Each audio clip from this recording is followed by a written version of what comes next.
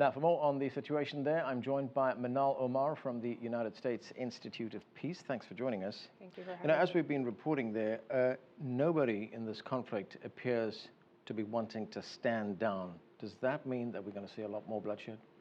I think so. I just returned from Egypt, and the entire time I was there, you could almost predict what was going to unfold if there was going to be anyone going into the square, mainly because of what you said. No one was willing to back away from their primary negotiating points, which at that time just weren't finding any way of reconciliation. Now, we also heard from our correspondent, the Yasser Hakim, that what the government is now trying to do, and this is the military-backed government, it's trying to put through legislation that will basically outlaw the Muslim Brotherhood. This is one of the biggest parties in Egypt, was the government in power.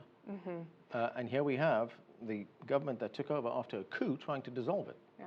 I think that one of the primary things that surprised me while I was doing this conflict analysis in Egypt was how many people supported the military in trying to push the Muslim Brotherhood out. There's, has a lot of concern because really the only way for reconciliation is finding a way for full inclusion. Otherwise, you'll continue to see violent clashes and violent conflict.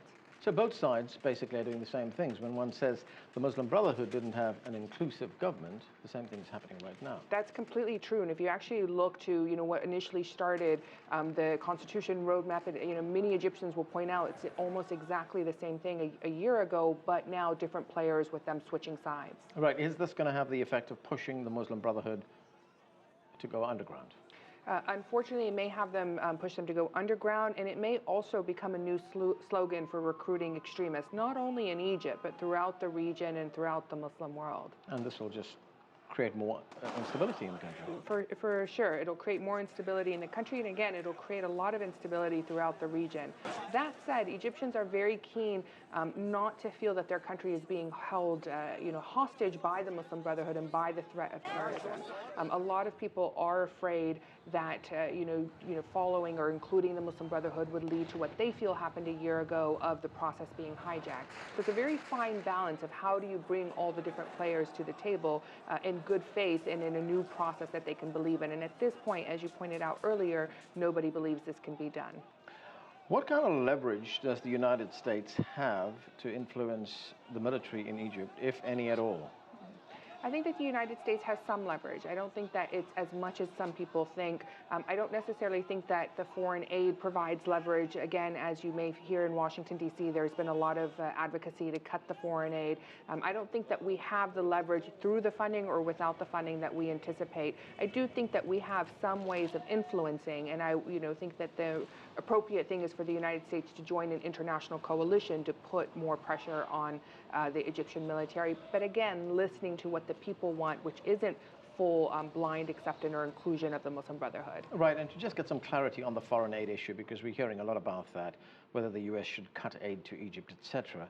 And one of the things we should understand that the bulk of that aid is actually used to buy products, a lot of arms especially, from American companies. That's correct. A large number of that aid actually stays within the U.S.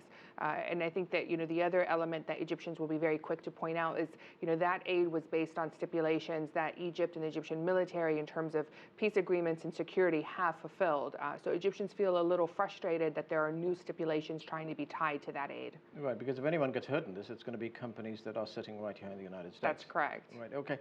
What does this also tell us about U.S. credibility in the Middle East in general, Egypt in particular? Because, here we have a democratically elected government that was overthrown by the military. The U.S. is refusing to call it a coup.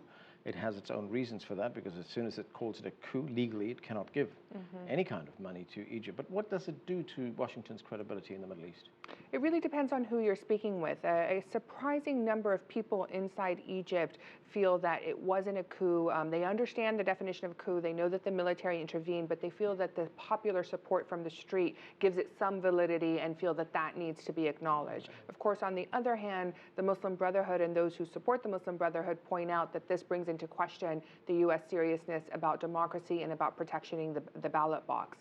Within Egypt, the majority of people feel that the military had no other option but to intervene.